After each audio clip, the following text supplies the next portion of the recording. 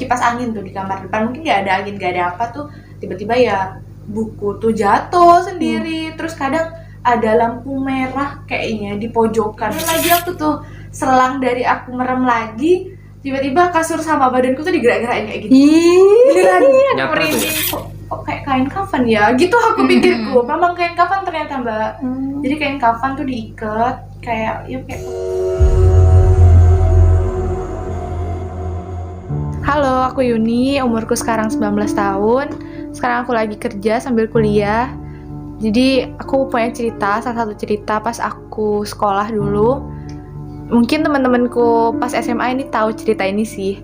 Jadi dulu di kelasku tuh kalau udah jam 12 siang ke atas pasti ada aja suara-suara aneh di kelasku. Kayaknya sih penghuninya cewek, anak kecil sih gitu, lebih ke anak kecil.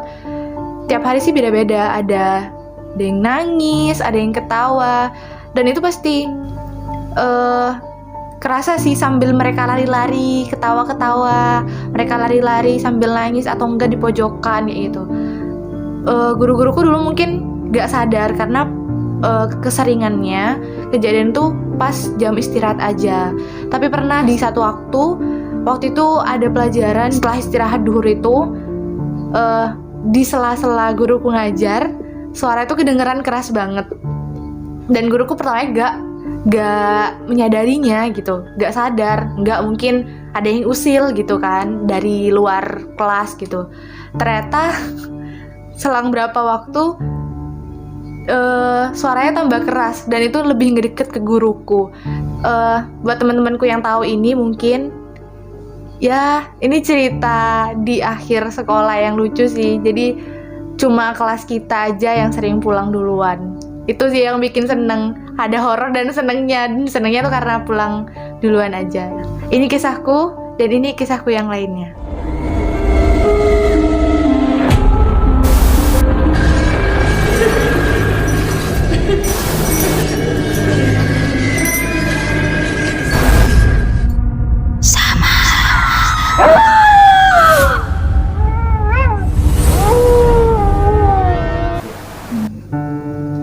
Halo, assalamualaikum sobat RTV. Kali ini kita berada di segmen Samar ya.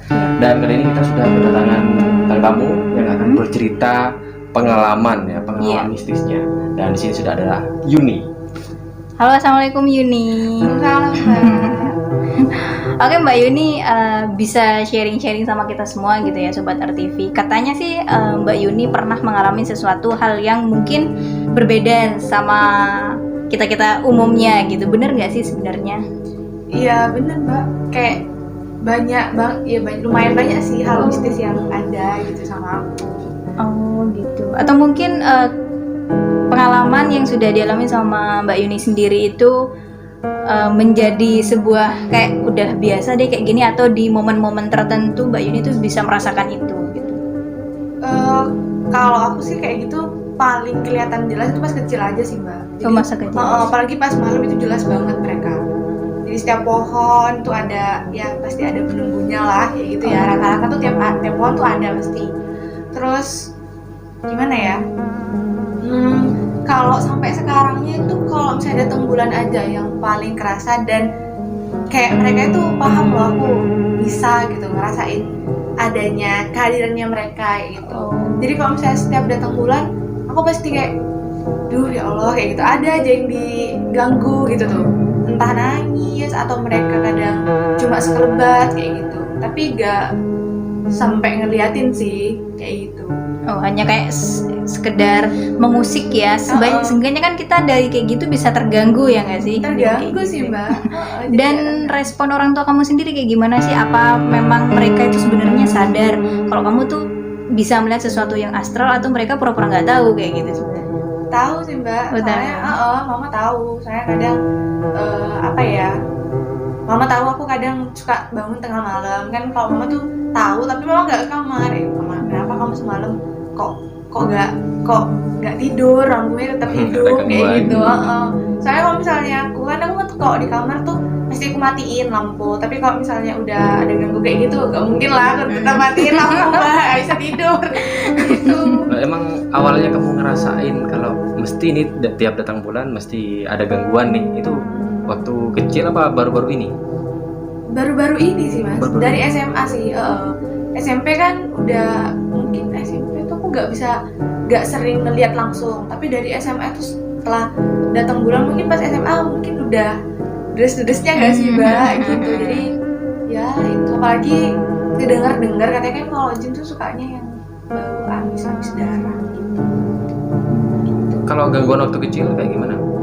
Sebelum SMA itu? Oh, kalau pas kecil aku sering ada yang manggil.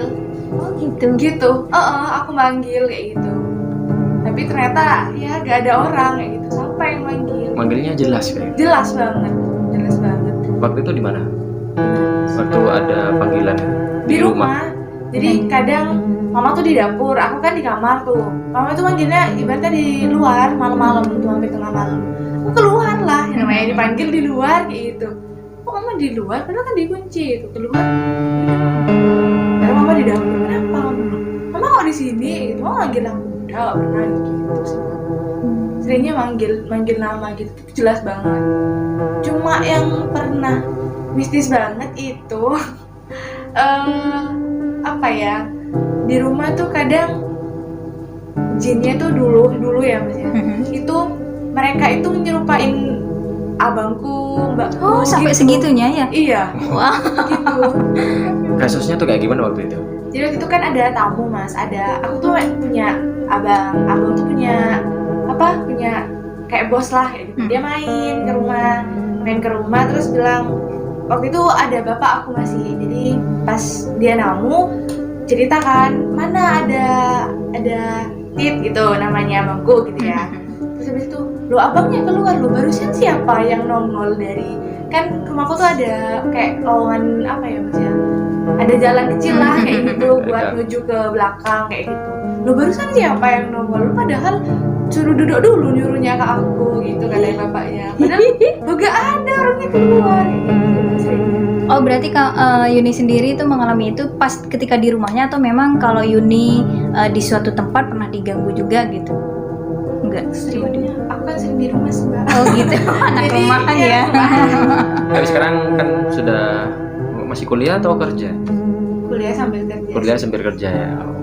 Sebenarnya kayak gitu-gitu ganggu nggak sih buat kehidupan sehari-harinya si Yuni? Maksudnya mistisnya sih mbak. Gak begitu sih, selagi ganggunya dan ngeliatinnya gak sering ya udah gak apa-apa. Soalnya mau gak mau kita harus terima kan, dia punya kehidupan, kita juga punya kehidupan, kita pasti ya harus terima, gimana lagi gitu mbak. Penting gak ganggu banget. Kejadian yang menurut kamu paling serem tuh waktu kayak gimana? Dan itu tuh nggak bisa kamu lupain.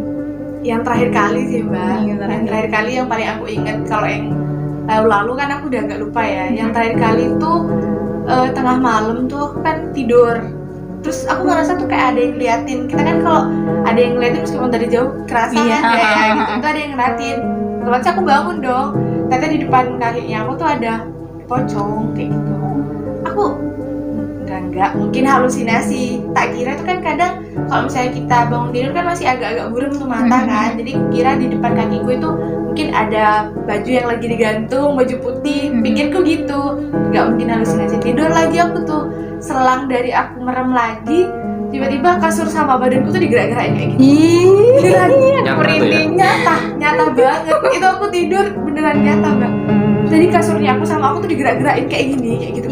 Astagfirullahaladzim, ini beneran ada berarti gitu. Aku itu beneran kayak mau teriak tuh tapi nggak bisa. Kayak ketahan gitu ya. Ketahan di sini gitu. Gitu terus aku tapi akhirnya bisa melek. Terus dia cuma berapa detik dari aku melekin mata tuh hilang kayak gitu. Cuma ya tetap bingung lah mbak, aku mau kemana ini kayak gitu. Tapi nggak pas kamu lihat wajah aslinya gitu, nggak? Gelap sih. Oh gelap aja. Nggak ada bentuk muka aslinya tuh mbak. Kalau misalnya kita kan kelihatan mata, hidung, apa itu tuh gelap. Gelap aja. Oh, gelap aja. Cuma yang ngerasa ya bentukannya itu panjangnya. Tapi kalau di diri kamu sendiri tuh mungkin ada orang yang ahli bisa ngelihat, pernah ngelihat ada sosok juga nggak di kamu? Biasanya kan kalau sesama bisa dibilang indigo kan, kalau kayak gitu itu kan bisa melihat makhluk astral itu biasanya merasakan, oh kamu kayaknya ada yang ngikutin deh, oh kamu kayaknya bisa lihat deh. Pernah nggak sih kamu digituin? Sering sih mbak, jadi kita kan aku tuh kadang kalau bisa keluar, aku beli makan, aku jajan di kafe gitu, ya pasti kan setiap kan kita nggak tahu orangnya punya atau enggak gitu, itu pasti ngomen, kamu bawa temen ya, sama temen-temen gitu, lo enggak deh ikut kamu kayak gitu. Oh ya biar nggak apa-apa, asal nggak ganggu aku gitu-gitu. Mau diambil gitu, mau dikeluarin dari akunnya gitu pak. Oh nggak apa-apa pak, nggak apa-apa gitu mbak. Jadi pas pernah waktu itu yang terakhir kali tuh pas lagi banyak katanya 3 katanya ngikutin aku. Dan aku tuh berat Oh, kamu memang merasanya berat. Sama mama tuh memang niatnya mau dibawa biar gak ikut aku terus gitu mbak. Soalnya kan pas aku sering berat itu badanku sering gak enak, sering sakit-sakitan juga ya. Sakit-sakitan kayak gitu. Pas diambil tuh 3, kayak dia gak nyentuh aku sih, cuma kayak seret gini-gini di belakangku, tapi kerasa ketariknya kayak gitu loh mbak. Pas tarikan yang ketiga batuk aku, tapi ringan terus itu gak berat lagi, kayak gak ada beban. Temanmu atau familimu yang bisa yang narik gitu? Aku kadang nggak tahu mas, itu kadang orang asing. Oh orang asing? Kadang orang asing, terus kadang ya pernah lah kayak temen ada kenal sama dari keluarga tuh kenal ke dia kayak gitu. Ketemu di luar gitu sih. Sebenarnya kamu nggak pernah penasaran atau nanya ke yang lebih ahli, kenapa sih kok aku sering kayak gini gitu? Atau mungkin kamu dulu keturunan dari yang bisa ngeliat juga atau kayak ya pernah, bukan nanya sih mas, waktu itu kan sakit, aku pernah sakit tuh, ya terus ditanya, aku nanya sama mama, kenapa sih kok Yuni nih mistis terus bawaannya, apa memang halusinasinya apa gimana ya gitu. Ya kalau kata orang katanya tolong nyerah gitu, harum. Oh yang katanya disukain sama makhluk astral iya, biasanya gitu.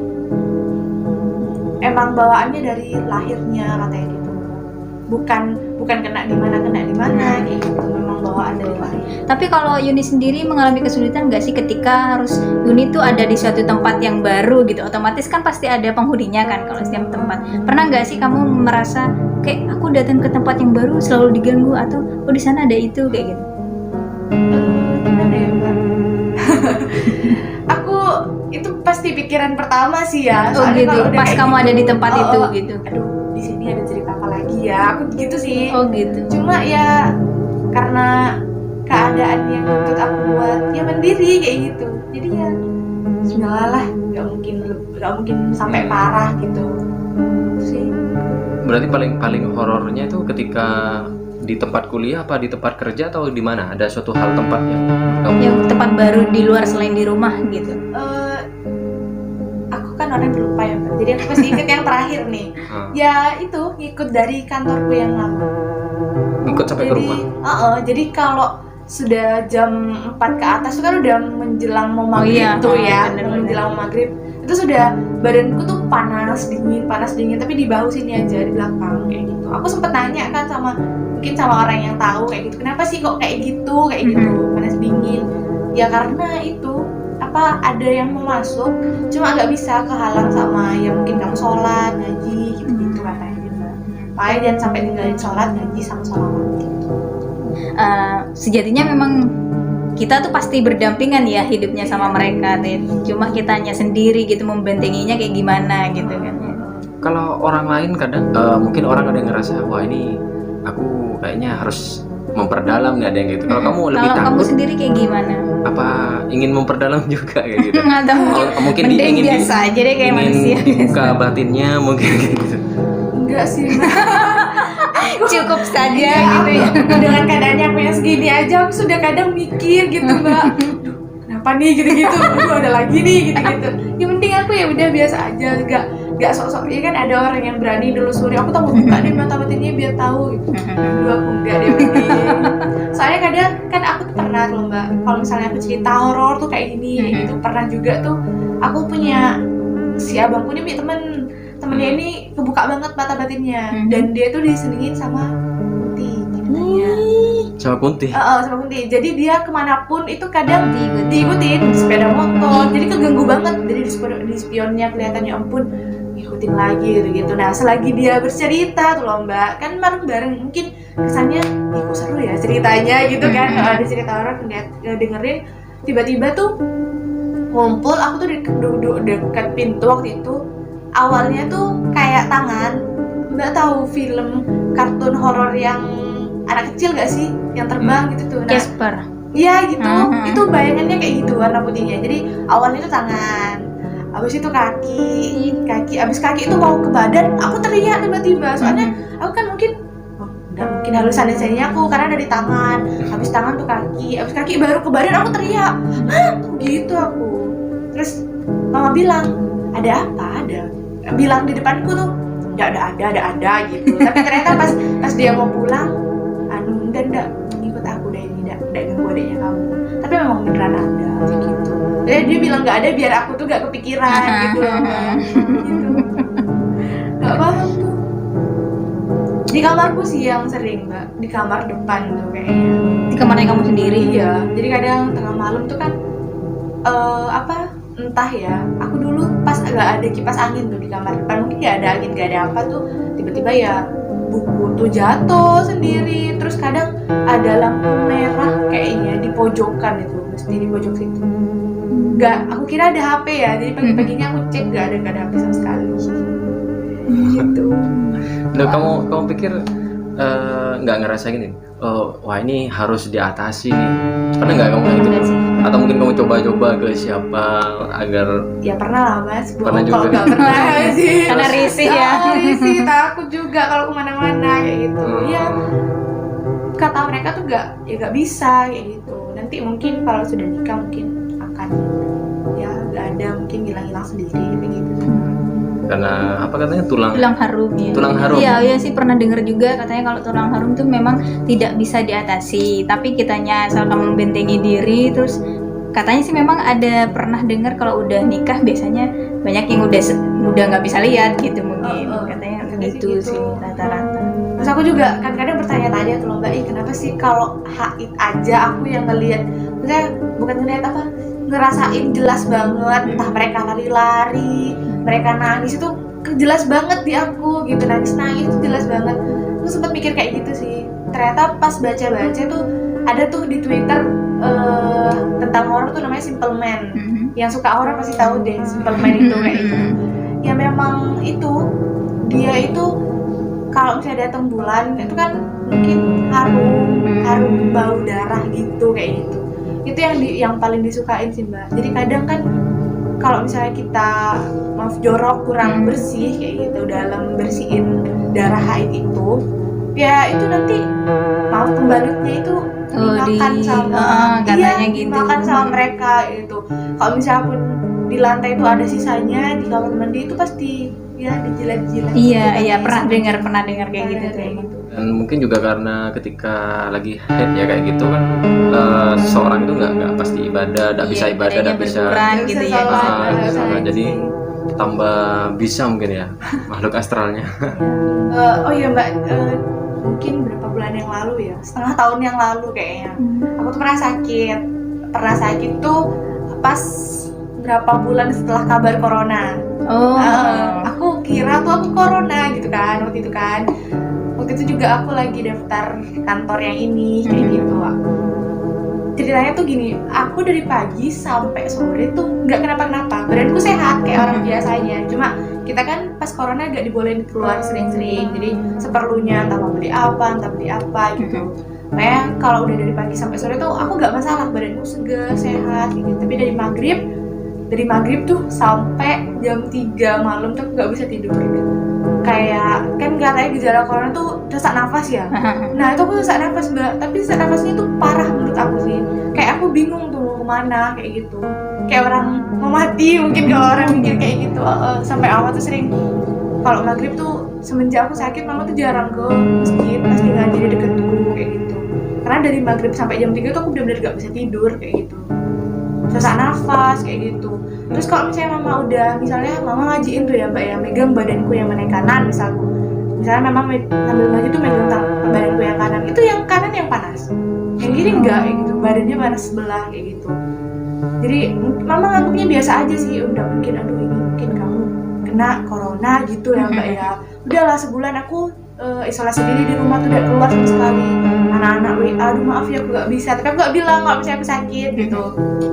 Setelah sebulan aku udah enakan lah kayak gitu mbak, udah agak enakan meskipun masih sempet sering masih sesak nafas, cuma gak begitu parah kayak dulu kayak gitu.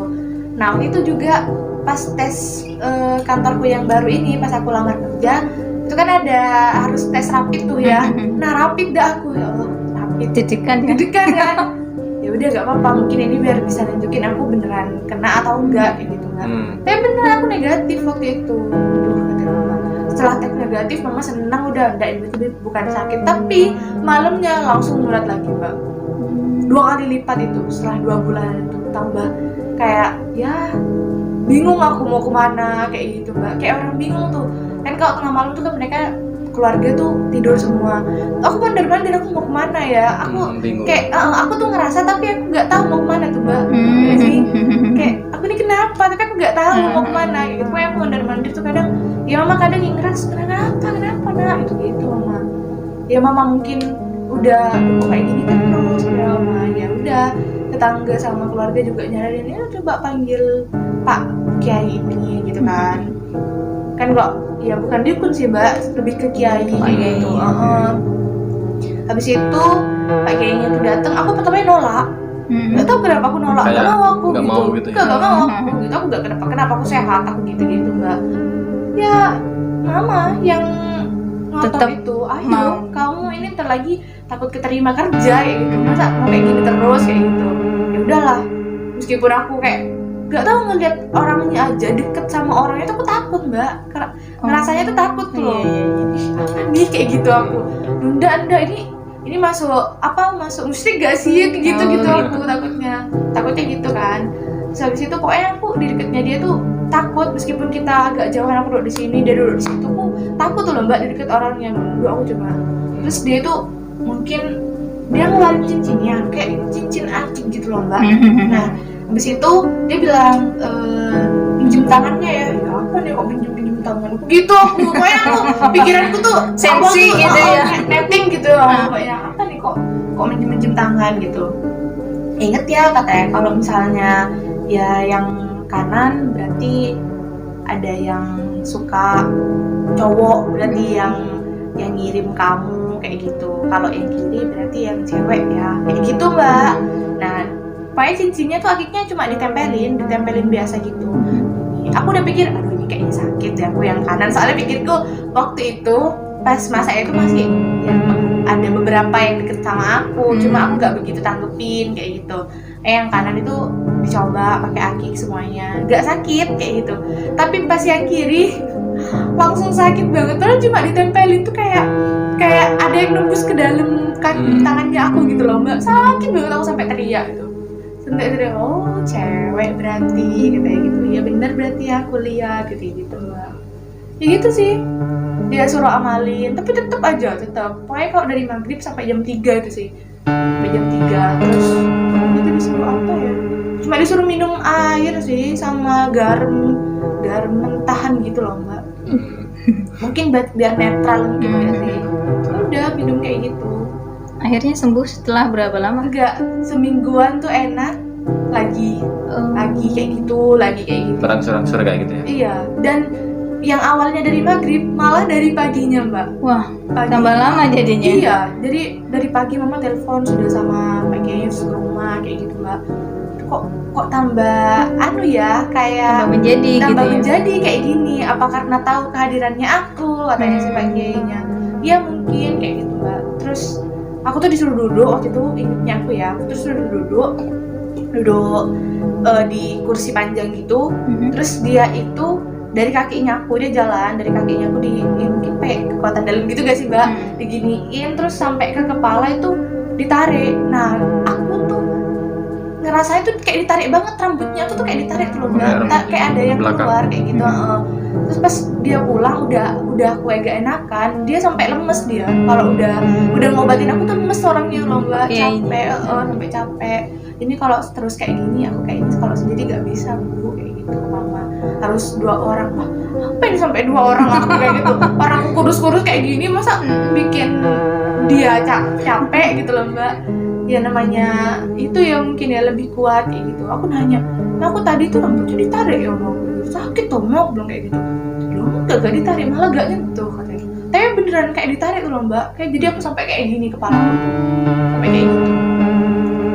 Gitu sih. Terus yang paling parah itu pokoknya dia pulang jam abis ngobatin aku tuh Mbak jam 9 jam 10 pulang. Duhur itu tambah mulat lagi aku. Tambah mulat dan aku kayak orang bingung tuh, aku mau kemana ini kayak gitu aku. Ini terus sama dia tuh nggak tahu ya ini cara yang bener atau enggak. Dia tuh minta izin ke mama, minta tolong dong beliin spidol kayak gitu.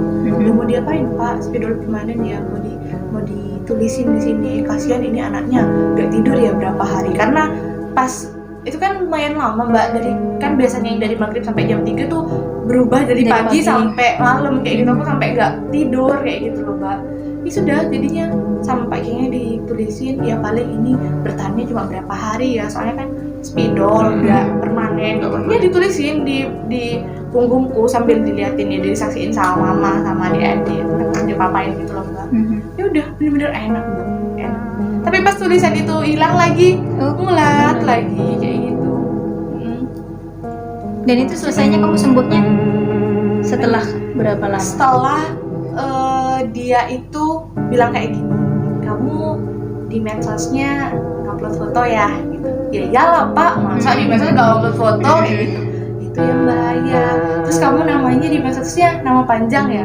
Ya iyalah Pak, masa nama aneh kayak gitu kan udah alay, sekarang udah yang biasa itu. Ya udah itu yang hati-hati gitu. Mungkin orang sekarang nganggapnya sepele, tapi itu yang bikin kalau ya kayak gitu tuh berhasil orang niat apa gitu ya, niat jahat namanya panjang sama foto aslinya kayak gitu. Dan akhirnya kamu merubah sosmednya kamu? Iya, di malam itu juga aku langsung buka, aku ubah namanya, aku ubah nama biasa, nama depan doang, terus foto tuh sama aku disembunyikan dulu. Ya Allah, kok kayak gini gitu, soalnya dia ngelihatnya katanya tuh fotoku tuh ditusuk-tusuk katanya ngelihatnya gitu, ditusuk-tusuk sama paku apa gitu loh Mbak. Terus karena aku sudah capek mah kayak gini loh, aku mau sembuh aku kayak gitu, capek aku kayak gini, aku mau main lagi sama anak-anak itu, udah corona di rumah aja terus tambah sakit kayak gini kayak gitu kan ya Mbak ya. Aku nggak bisa tidur, nggak enak makan gitu. Terus pas waktu itu yaudah Anda tak panggil lagi ya, minta tolong gimana caranya kamu ini terakhir sudah katanya mama, bulan-bulan ini udah terakhir biar kamu gak sakit lagi ya. Dan dia datengin orang Mbak, kamu coba inget-inget ada hal aneh gak sebelum kamu sakit gitu loh Mbak. Tak inget sama aku, diem aku. Oh ada Pak gitu aku Mbak. Jadi waktu itu aku mau keluar tuh sama sepupuku, aku mau ke bank, mau store tunai di ATM store tunai itu. Habis itu ada orang aneh tuh di sebelah rumahku, dia naik sepeda motor sambil ngeraba ke bawah. Loh ngapain orang ini gitu aku. Dan aku itu berdiri di depan pagar rumahku sambil nungguin sepupuku tuh ngeluarin sepeda motor gitu kan. Ngapain ini orang ini kok kayak gini? Tak liatin sama aku terus Mbak, nyadar dia kalau ada aku, dia jalan lagi. Nah habis itu aku masuk ke dalam, kok lama, iya saya ini tidak bisa hidup di sepeda motornya gitu. Ternyata dia pas aku masuk, dia berhenti lagi, ngeraba lagi 2 kali itu loh Mbak. Ke bagian tanah gitu, kayak tanah. Iya, jadi dia gak turun dari sepeda motor, cuma kayak gini, ngeraba gitu. Kok orang ini aneh gitu aku kan. Habis itu tak liatin terus dia ngelewatin aku toh, aku di pinggir jalan, dia ngelewatin aku. Dia sambil kayak melet-melet gitu Mbak, kayak gitu, sambil nyetir ya. Gitu ya. Oh aku netting dong, wah apa nih kayak gitu, kok aneh kayak gitu kan. Ayo mau berangkat, lama sudah, ayo bisa di sepeda motornya. Bentar kok perasaanku gak enak gitu loh aku Mbak. Nyari itu aku, dia naruh apa sih gitu aku. Netting dong pikiranku, soalnya sambil melet itu, coba dia gak melet biasanya mungkin aku gak netting. Sambil meletnya yang bikin aku netting. Tuh aku cari itu loh Mbak, gak ada apa-apa. Di tempat yang kedua gak ada, ayo ada apa kenapa?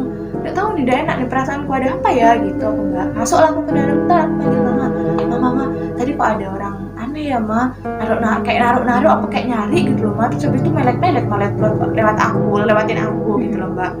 Loh, siapa gitu, mama keluar nyari juga loh mbak, nyari juga, kepo juga mama ada apa gitu, karena gak nemu. Aku keluar ke store tuna, terus aku beli, tapi di jalan tuh aku pasti mikir ini apa ya, itu masih kepikiran kenapa nih kayak gitu. Makannya di rumah aja yuk, beli dibungkus aja, makan di rumah gitu. Aku ke sepupuku mbak, oh ya yuk dah, kenapa? Gak tahu, perasaan aku udah tenang nih gara-gara itu kataku. Di situ aku ke rumah lagi, makan sama minum tuh di rumah. Selang berapa menit lampu terasku pecah, gitu. Tiba-tiba. Dan kayak ada apinya gitu. Wah. Langsung aduh kataku, ada apa ini ya kataku. Mama langsung, kenapa ya, nggak tahu mah pecah mah tiba-tiba mah langsung meledak kayak gitu. Cinalah katanya mama, biar kenanya ke lampu aja, biar gak usah ke kamu, ke keluarga kayak gitu. Ya setelah itu sih mbak, jadi oh mungkin ada kata yang kayaknya, oh mungkin ada yang ditaruh-taruh gitu loh mbak. Nah tapi kamu merasa nggak sih ada atau punya pikiran negatif sama temanmu, salah satu temanmu kayak merasa oh kayaknya dia deh gitu? Enggak sih mbak, Nggak ada. Kayak, aku pikirnya ya aku gak ada musuh deh kayaknya. Baik banget sih kamu. Enggak, bukan baik, maksudnya kayak ya udah, kayak kalau misalnya ada orang, aku kayaknya pikirku aku gak sejahat banget kalau misalnya sampai orang segitunya balas ke kamu gitu ya. Mungkin kalau misalnya aku zolim sama orang mungkin kayak gitu ya. GR-nya aku sih gitu sih mbak. Aku gak punya salah banyak sama orang gitu. Terus abis itu oh berarti ini ada gitu. Aku tuh waktu itu mau nunjukin coba di mana, maksudnya aku mau ayo pak tak tunjukin di mana waktu itu yang orang naruh. Sudah tidak usah kamu tahu saya gitu mbak. Nah salahnya waktu itu mama yang nunjukin, aku mau datang kan udah mau ngeliat, nggak usah deket kamu, nanti tambah kena lagi kayak gitu. Soalnya Pak Kiainya tuh mikirnya kenapa sih setelah aku obatin sakit lagi, setelah aku obatin sakit lagi kayak gitu. Dan dia itu sakitnya lagi pas Kiainya pulang kayak gitu loh mbak. Jadi kayak takut sama Pak Kiainya itu. Enggak, kata Pak Kiainya tuh ini kayaknya ada yang mantau kayak gitu mbak. Kayak anggapnya tuh kayak ada CCTV-nya kayak gitu loh, ada koneksinya kayak gitu. Kok tahu kalau misalnya aku di sini nggak begitu usil, tapi kalau aku sudah pulang kok usil banget kayak gitu loh mbak. Gitu. Terus salahnya mama yang ngikut di sini waktu itu kata Yuni kayak gitu. Bah, jangan ditunjuk kata Pak Kiainya. Ternyata yang ditunjuk kabur mbak. Jadi barang yang ditaruh tuh kabur. Kan barang tuh kan ada jinnya kayak gitu, itu kabur. Udah bu, udah usah masuk aja kayak gitu. Jadi yang ketemu cuma satu sih mbak. Kayak barang kayak gimana? Iya kayak sesajen gitu ya? Bukan kayak aku kira mungkin itu nettingnya sih, pokoknya mungkin Pak Kiainya yang bawa. Gitu sih. Iya benar kan ada tuh yang kayak gitu. Itu pokoknya aku netting aja sih mbak, netting aja sih sama Pak Kiainya gitu. Gak tahu sih, pokoknya aku netting kan tapi Pak Kiai itu gak ngambil sendiri, sama sepupuku. Waktu itu sepupuku juga bantuin kayak gitu. Kasihan sama aku sampai kurus aku waktu itu. Sampai gak bisa makan, gak bisa tidur. Enggak kok, ketemu beneran. Berarti sudah nggak ada ya? Awalnya itu lari gitu mas, jadi dari satu tempat pindah ke tempat kayak gitu, loncat gitu loh kayak gitu, loncat. Jadi itu nggak bisa diem kayak gitu bareng gitu loh mbak. Pas ketangkep, habis itu sama dia itu disuruh ambil piring sama Pak Kiainya tuh. Kok kayak kain kafan ya gitu aku pikirku. Memang kain kafan ternyata mbak. Jadi kain kafan tuh diikat kayak kunci gitu loh sebenarnya. Terus pas dibuka itu isinya tuh paku sama ranting. Nggak tahu kok bisa ranting pokoknya mbak. Pakunya tuh satu yang paling gede tuh, tapi udah karat tuh. Paku yang gede satu sama ranting. Sama apa lagi ya? Satu apa dua ya? Lupa aku, pokoknya paku sama ranting gitu. Habis itu mama tuh bilang ya bakar sekali pak kayak gitu. Iya bakar aja kayak gitu. Jadi sama Pak Kiainya tuh dibungkus sama tisu sama kainnya, terus dibakar. Gak bisa ternyata, sampai 4-5 kali dicoba tuh gak bisa. Terus aku bilang coba pakai spiritus, kan spiritus tuh Oh iya, membakar. bakar juga kan, nggak bisa mati malah kan, kalau misalnya kena air kan nggak bisa kan, nggak mati. Dipakein spiritus pun nggak bisa, Nggak bisa. nggak ngefek. Ke kain-kainnya pun nggak kebakar. Itu sih yang bikin aku takut. Dan akhirnya pas ketemu itu Mbak, udah ketemu barengnya, terus juga udah ya anggapnya dimusnahkan juga sama Pak Kiainya, ya lumayan. Setelah itu tapi aku sebulan lagi aku gak nempatin kamarku sih. Sebulan aku gak nempatin kamarku sampai ya sebulanan. Jadi sampai sebulan itu mama ngaji terus kamarku, soalnya takutnya ada di kamarku. Nah, akhirnya kamu maksudnya udah sembuh gitu ya? Iya, kan udah itu sembuh setelah tidur di kamar lain selama sebulan, terus ya ningkatin iman gitu, ngaji, sholat, ya gitu aja sih Mbak ceritaku ya. Kayak ya nggak begitu nggak begitu menarik sih, tapi ya macam-macam nggak sih ceritanya. Pengalamannya ada aja. Yang nggak semua orang bisa mengalami pengalaman kayak gitu sebenarnya. Dan nanti buat Yuni sendiri semoga nanti kedepannya tambah semakin ya baik lah. Sekarang kan sudah lebih enakan ya, jarang merasakan sesuatu juga ya, hanya di hal-hal tertentu ya. Iya, tertentu, nggak sering kayak dulu juga sih. Tapi itu jadi apa ya Mbak? Jadi Pembelajaran buat buat aku. Berarti aku harus lebih baik lagi sama orang kayak gitu. Kalau misalnya memang nggak ada perlu ya udah nggak usah ngomong gitu. Gitu. Gitu. Soalnya kita nggak tahu. Jadi orang itu suka sama kita atau nggak suka sama kita kan nggak tahu hatinya orang. Gitu sebenarnya. Oke. Dan terima kasih juga buat Yuni sudah berbagi cerita ke kita ya, buat Sobat RTV yang mungkin punya pengalaman horor mistis kayak gitu mungkin bisa langsung DM ke kita boleh. Dan terima kasih buat Sobat RTV yang sudah nonton dari tadi, dan see you in the next video. Bye bye. Wassalamualaikum warahmatullahi wabarakatuh.